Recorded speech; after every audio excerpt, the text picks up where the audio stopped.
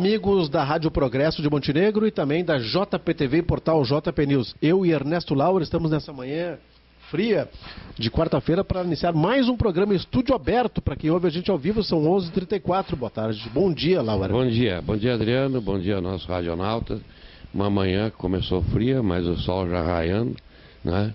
E esquentando aos poucos. Aos poucos, né? Diz que a temperatura vai a 26 queda, hoje. À noite, a nova queda, né, de temperatura. É. E aí não tem, né, não tem pulmão que resista. Bom, Laura, vamos começar com um assunto que foi divulgado ontem pelo portal JP News. Aconteceu na tarde de ontem em Porto Alegre uma reunião na reitoria da UERGS, onde o prefeito municipal de Montenegro, Paulo Azeredo, e representantes da Fundarte estiveram juntos, né, nessa reunião para tentar fazer com que seja evitada a saída da UERGS de Montenegro. Inclusive, o prefeito Paulo Azeredo levou uma opção de local, caso não seja concretizado o atual local, que é junto ao prédio da Fundarte. Ele está oferecendo a escola Walter Bellion para que seja a nova sede, caso seja necessário, da UERGS. Como é que tu vê isso, Laura? Bem, eu vou remontar a biblioteca pública. Só ia acontecer nas minhas conversas, eu acabo lá na biblioteca pública. Certo. A biblioteca pública ela foi transferida para um local, foi alugado, não é? Ao tempo do prefeito Percival. E a mudança, quando ela aconteceu, já estava na administração o prefeito Paulo, e ele rescindiu o contrato de locação e estabeleceu o patrimônio da prefeitura, da biblioteca lá no ex-restaurante do Parque Centenário. Bom, em primeiro lugar, na biblioteca, a biblioteca é um espaço cultural e que existem regras rígidas, né, de sua ocupação, do seu aproveitamento e do que deve e o que não deve existir, né, para que os frequentadores, os estudantes, né, possam bem fazer o trabalho, as pesquisas necessárias e a coletividade em geral apanhar os livros, né, e ser bem servidos. Então, é público e notório, e eu só cito um exemplo, né, a falta de luminosidade lá na biblioteca, lá naquele prédio. É impróprio, mas ele seria um mero quebra-galho por um prazo X, né? E esse prazo seria o da reforma do novo prédio. Foi rescindida foi rescindido o contrato dessa reforma. E até hoje nova licitação não foi feita. E até que seja feito a licitação, contrato e a obra, talvez mais um ano ou mais se passe. E então quase que a biblioteca naquele lugar se torna-se permanente. Sim.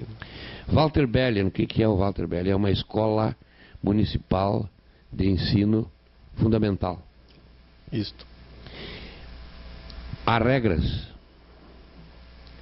Uma creche, há regras de ordem federal e de ordem estadual. Cada sala tem que ter uma dimensão, capacidade para tantos alunos, para isso, para aquilo. Conforme o tipo de ensino, nós temos que ter observâncias, né, de requisitos para o bom funcionamento da escola naquele nível que é o fundamental. Agora nós levamos a UERGS para lá. Outra realidade, outro tipo de ensino superior, demanda, há condições de suportar a demanda, né, que a UERGS necessita. Isto é permanente, as adaptações serão feitas. Se elas forem feitas, nós temos que, para fazer uma proposta nesse sentido, termos um projeto. E nós não temos esse projeto.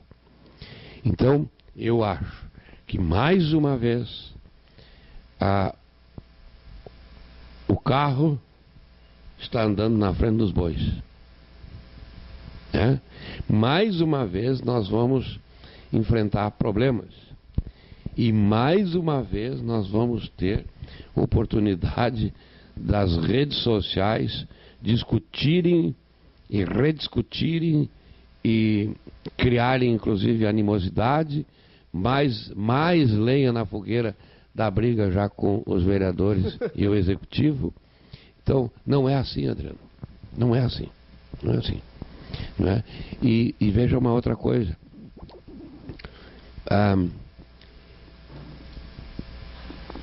Vai funcionar à noite. Só que um ensino fundamental durante o dia, um ensino fundamental à noite, tu pode fazer como um quebra-galho, como nós tivemos aí uma escola, né, que funcionou no galpão do CTG. Né? Quebra-galho por um período curto. E nada disso aí nós estamos vendo. O que está se sentindo estou oferecendo um novo lugar na Walter Bellion. Mas isso então é um novo lugar permanente.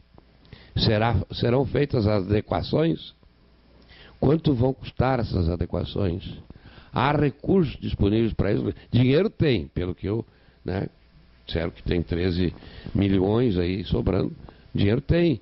Agora, serão feitas essas adequações? Quanto tempo nós vamos levar para fazer as reformas? A exemplo da biblioteca, né? Talvez 2, 3 anos. E aí o Hercules não vai embora também. Então, não sei se é por aí, Adriano. Não sei se é por aí. Tomara que a nível estadual aceite a ideia, faça as suas ponderações, exija os melhoramentos e as adaptações que tenham que ser feitas, né? Mas, por enquanto, é uma mera ideia, é uma mera sugestão. E, para mim, sugestão, ela não passa, como o nome já diz, de uma sugestão. Muito bem, Laura, olha só.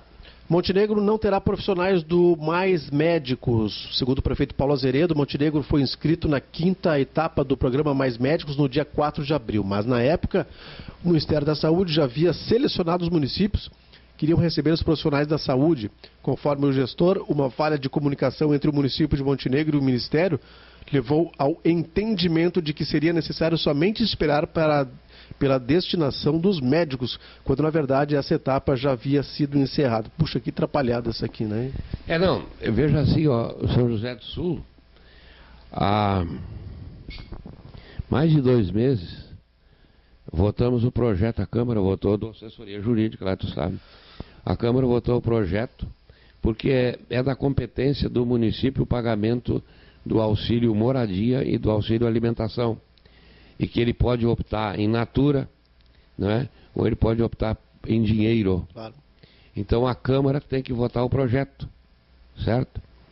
Mas para votar esse projeto é porque já está designado o médico.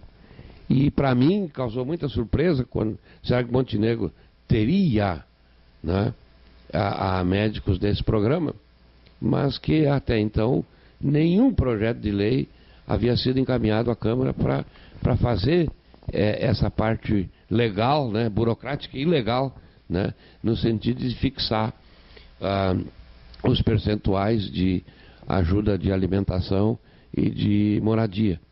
Então eu fiquei com a pulga atrás da orelha e realmente depois veio a confirmar, o JP News publicou isso, né, de que não passou de um mal-entendido, né? Não havia uma inscrição, os requisitos legais prévios junto ao programa não tinham sido preenchidos pelo município.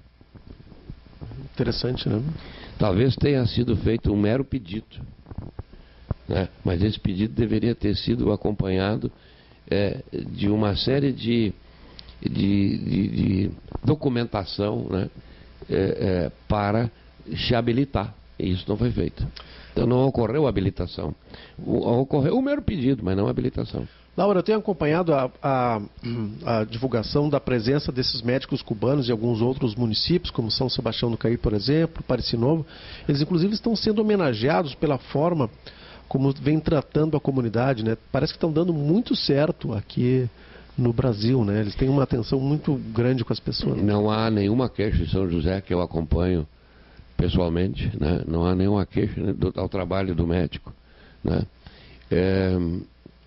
E lá também ele está fazendo saídas, né? Ele está visitando as casas, ele está fazendo um trabalho assim, uma medicina mais familiar, né? E isso está sendo muito importante para o município. Ele está visitando os doentes em casa, está receitando, está acompanhando, diagnosticando, né? Então, eu vejo com bons olhos o trabalho. O que eu não vejo é essa forma deles receberem, né? O governo receber aquele valor elevadíssimo e eles um valor irrisório. Mas dizem que isso está lá na raiz, lá no cerne, porque eles recebem a instrução gratuitamente. Mas na verdade, né?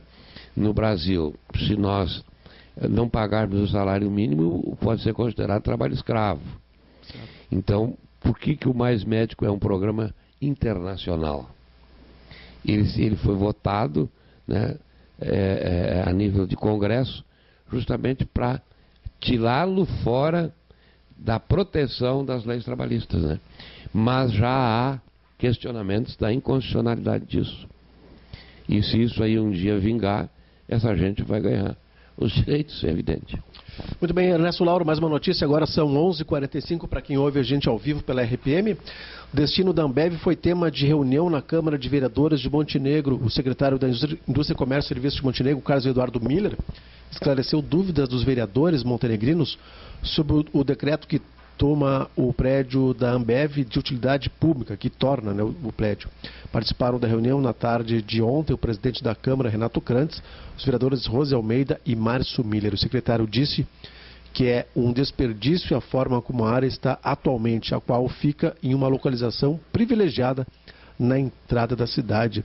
Foi informado ainda que, dentre as próximas medidas para andamento das negociações, será realizado um encontro com representantes da Ambev.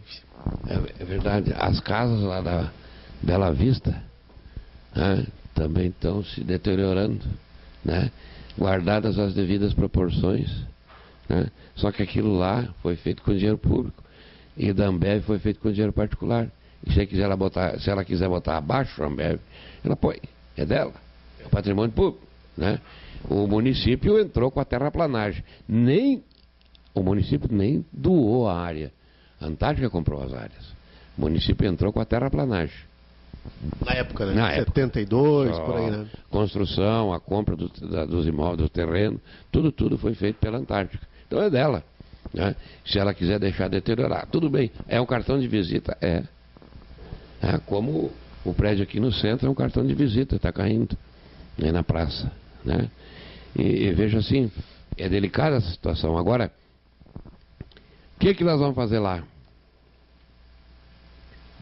Então, nós temos que ter primeiro um projeto. A ideia é um centro comercial, né? Um projeto? Não. Que centro comercial? Quem é que vai explorar o centro comercial? O centro comercial é iniciativa privada. Berçário industrial. Mas o Paulo fala em centro comercial, né? Mas o centro comercial, o município vai agora então dar uma de investidor. Ele vai criar uma empresa, em primeiro lugar, ele não pode investir. Ele tem que criar uma empresa para fazer um investimento. Tem que criar uma Petrobras, né? Para poder então fazer esse centro industrial, esse centro comercial.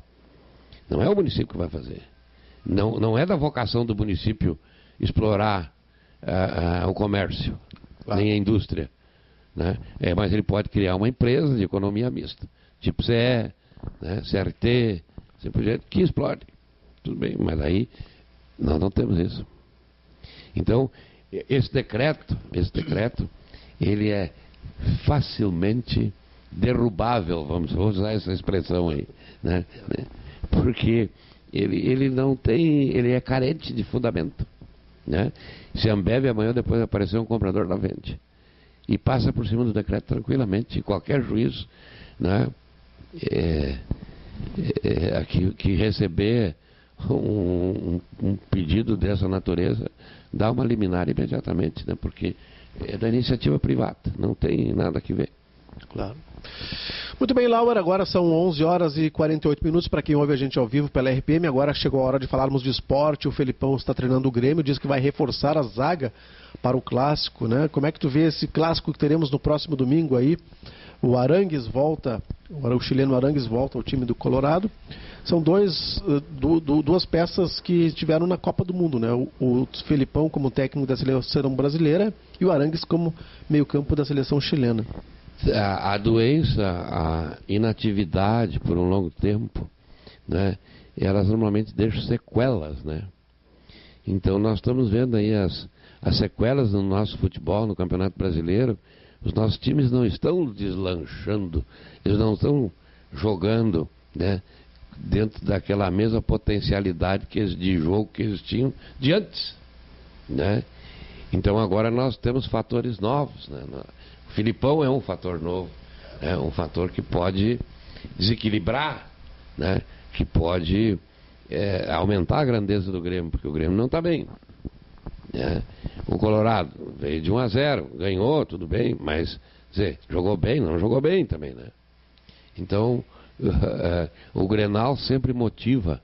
O Grenal é uma coisa engraçada, né? Ele, independente de estarem na primeira ou na última lugar no campeonato, o Grenal se sobressai. O Grenal é uma coisa assim, acima, né, de qualquer outra certame de qualificação ou de pontuação. Ele é rivalidade, ele é grandeza, ela é uma coisa que está no nosso sangue, né? Porque a gente já nasceu ouvindo falar em Grenal. Incrível, né? É um jogo completamente diferenciado, né? Exato, é diferenciado. Então, o Grenal sempre será uma surpresa. Inclusive o técnico Anderson Moreira, um dos motivos que fez ele deixar o comando técnico do Grêmio foi o que ele afirmou depois do Grenal, depois que o Grêmio perdeu por 4-1, se eu não me engano. Ele disse que via normal como um jogo como um jogo qualquer, né? Claro. Se pegou muito mal, né? Sim, mas ele não deixa de ter razão, é isso mesmo. Um jogo qualquer. É uma coisa sui generis. Sui generis. É um jogo. Só que nós elevamos, como o que aconteceu com a Copa do Mundo, né? Nós já fomos para a Copa do Mundo com a mão na Copa. É verdade. Inclusive, então a decepção foi ao décuplo, né? Inclusive, acho que faltou um pouco de prudência do próprio Felipão, né? Que gravou comercial de televisão nesse sentido, né? De todos, né? Nós entramos na competição para competir, mas não para ganhar, né? Nós somos sede. A Copa das Confederações... Mas sede não implica que nós seremos os titulares, os donos. Ter vencido a Copa das Confederações foi um problema para o Brasil. Foi. É verdade. Levou autoestima lá em cima. Levou. Bom, Laura, vamos mudar de assunto agora. Vamos sair do terreno esportivo para o terreno internacional, lá na faixa de Gaza. Egito propõe extensão de trégua em Gaza até sábado. De acordo com a delegação palestina, o desarmamento não está na pauta, diz mídia árabe, né? Nós tivemos um cessar-fogo ontem e agora o Egito está propondo uma extensão dessa trégua até sábado, porque a gente vem noticiando aí desde da semana passada a morte de 20, 30 pessoas e muitos deles civis inocentes por dia, né? O problema é que se tu olhares as entrevistas que foram feitas na mídia, tanto com judeus quanto com palestinos, né, jordanianos, né, sírios, enfim, aqueles países em guerra, tu vai notar, a população, o que ela quer? Ela quer paz. Mas ela queria que resolvesse, que lhe desse segurança de viver. Aí entra o quê? Entra os radicais. O problema é o radicalismo, porque os radicais eles não enxergam a possibilidade de se resolver a questão pelo diálogo. Eles já partem do princípio que solução só pela via armada. Sim. E aí os inocentes pagam. Né? Então, por isso que existem os crimes de guerra. E, inclusive, já estava se pensando, né, de que nesse confronto estariam ocorrendo crimes de guerra. Né? E claro que isso poderá ser fruto de uma avaliação posterior, né? E chegar à conclusão de que realmente houve crime de guerra. Mas o povo quer paz. É isso que eles querem, isso que eles buscam. Eles buscam viver de comum acordo. É que nessas áreas nós temos os fundamentalistas. Eles estão... Adriano, se tu ficares apegado à Bíblia, se tu ficares apegado ao Alcorão, e se tu interpretares a Bíblia ou o Alcorão de forma literal, tu vai voltar ao olho por olho, dente por dente, a pena do talhão, certo? Mas não pode ser feito dessa forma. Isso foi escrito há 2000 anos atrás, né? Há 1400 anos atrás, 1300 anos, 700 anos, o Alcorão. E nós temos que dar uma forma ao que é hoje. As mentalidades mudaram, a medicina avançou,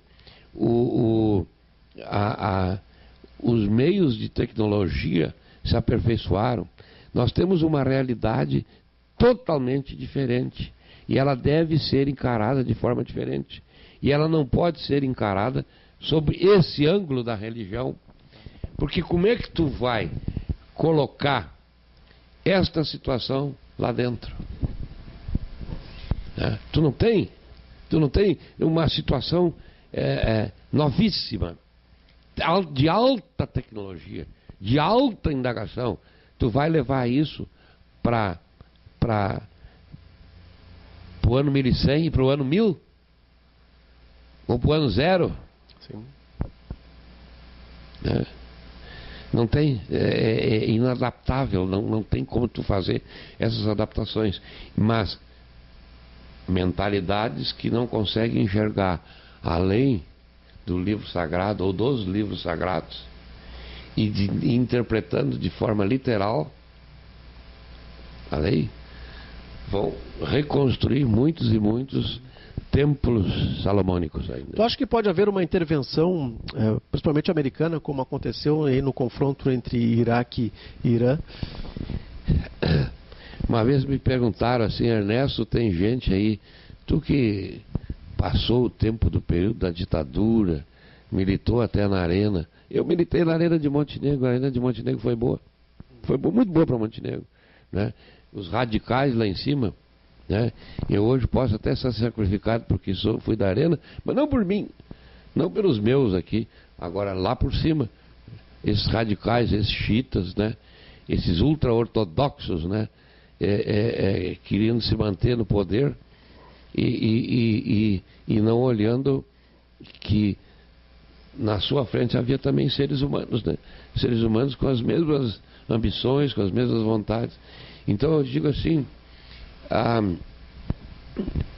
eu que passei por esse período e vim até hoje, eu consigo me reciclar, eu consigo me adaptar. E os que não fazem essas reciclagens, essas adaptações, né? Eles conseguem se manter lá, ainda cabeçudos, ainda dizendo, está na hora dos milicos voltarem. Só que é o seguinte, eles não querem mais voltar. Sim. Eles não querem mais voltar, eles já tiveram um aprendizado. Pelo menos isso eu fiquei sabendo, né? Isto foi um ditame explanado na Escola Superior de Guerra. E os americanos, eu acho que eles pagaram muito caro. Eles fazem, mas pelo interesse econômico. Agora, eles irem de novo lá dentro, tal, fazer, só se o interesse econômico for muito grande. Perfeito, claro. Porque dia a dia também essa atitude que os americanos estão tendo, essas mortes, o que nós estamos descobrindo que hoje, né, que estava na calada da noite sendo feito, hoje nós estamos descobrindo cada vez mais os americanos vão perdendo prestígio, né? Sim. E tu vê, os impérios, e os Estados Unidos são um grande império, assim como foi o Império Persa, foi o Império Britânico, né? os Estados Unidos, como império, nenhum império resistiu e de repente pode começar uma derrocada, né? Claro. Não sei se eles iriam, estão indo pela via diplomática, claro. E eu acho que o Obama tem muito medo também. Ele mais ou menos tem uma política de não intervenção militar, né? Está fazendo muito pelos drones também, né? Sim. Usando aviões teleguiados, está matando, tal. Mas na verdade ele se exime de culpa porque não mandou tropas, claro. Né? Não mandou o grande poder de fogo que eles têm. Muito bem, Lauro, ficamos por aqui com o nosso Estúdio Aberto. Um abraço. Um abraço, muito obrigado pela participação. Até mais, pessoal.